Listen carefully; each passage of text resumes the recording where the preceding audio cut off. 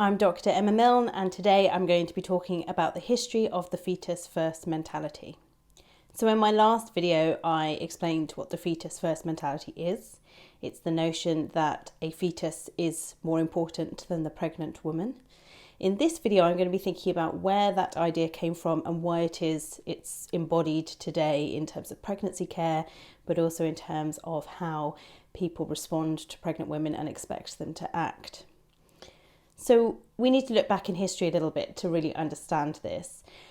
In fact, we need to go back before the 20th century and to the rise of obstetric care. So prior to the 19th century, obstetric care was very much happening in communities, in households, groups of women, community midwives. That's how women had babies. They had babies with the other women in their family and in their community.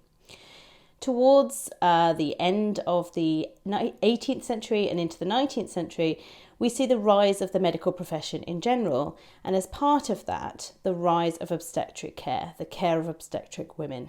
Now, what we are talking about in this medical professional is men, right? Women weren't generally permitted into medical circles. They weren't allowed to train as doctors, even in this very rudimentary form of medical training. This was a space excluded for women. Now, obstetric care was often seen as quite an easy part of medical care that medical men could kind of get in on. Generally, having a baby, it happens on its own. It's a natural process. The body goes into labour, the woman pushes the baby out, and hopefully neither baby nor woman is harmed in the process. So in terms of medical care and medical men being able to demonstrate their expertise, it's one of those areas where they didn't really have to do much at the start of the 19th century. They could kind of stand and watch, possibly give some medication for pain, and hopefully it had a good outcome, in which case they could claim that they'd been a success. If, of course, it had a bad outcome, they could say, there's nothing they could do.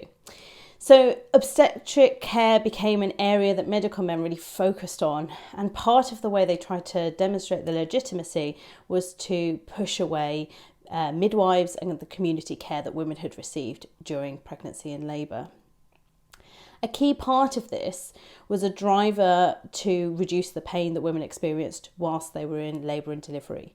Now, for understandable reasons, that's a really positive thing that women would get the care they need when they want to reduce the pain of labour. However, again, this is where we see medical men really dominating, pushing out community midwives. And it's really that development of the medical profession that we can see as the driver towards essentially thinking about the fetus in different ways. No longer was pregnancy about something that happened to women's bodies. Instead, it became something where there's a patient, initially the pregnant woman, and then when more started to be learned about the fetus, there would be two patients, the fetus and the pregnant woman. Now, please don't get me wrong. I'm not saying that all prenatal care is a bad thing and that it's terrible that medicine's been involved in pregnancy and childbirth. Obviously, there's been huge medical advantages which have been incredibly successful for women and for fetuses and for babies, and has resulted in reductions of death in cases such as preeclampsia, for example. So by no means am I saying it's all negative. But one of the key drivers we saw, and one of the key aspects about the medicalisation of pregnancy, is that it has changed in terms of how it's thought about, from simply something that women do as routine, that's quite normal, it's a bodily function, it's just allowed to happen on its own, to something that is now a medical condition and it needs to be treated. So some statistics for you. In the 1930s, 70% of all babies were born at home.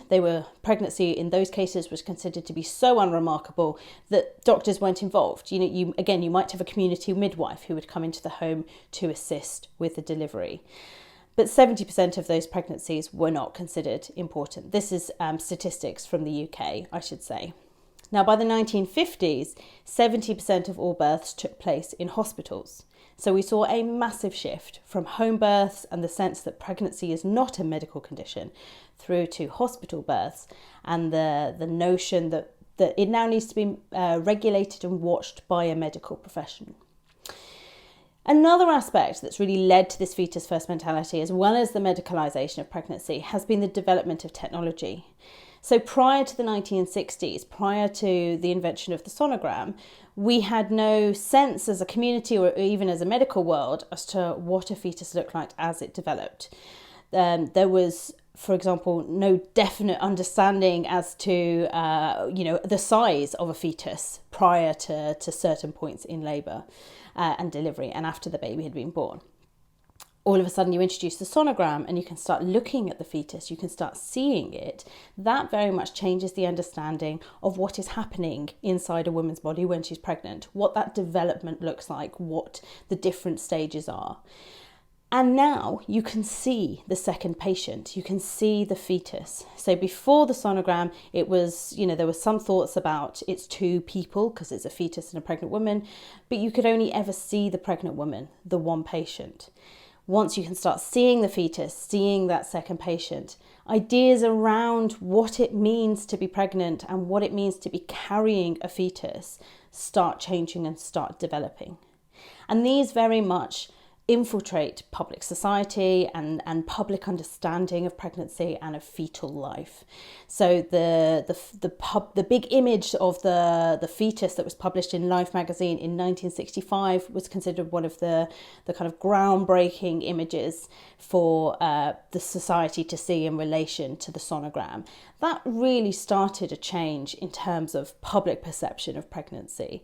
And that's a change that we've seen just develop since the 1960s, with the notion that the fetus is this patient and needs to be equally looked after, if not more looked after, as part of the pregnancy process.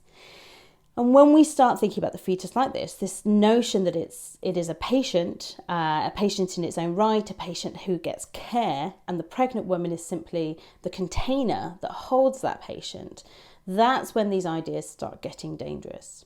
So medicine in general, in terms of the treatment of pregnant women, is not in and of itself a problem and has had huge benefits for women and for babies.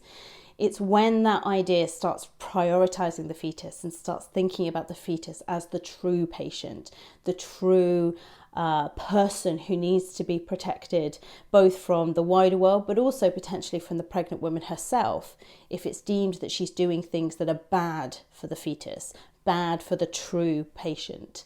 That's when things start getting really dangerous for pregnant women.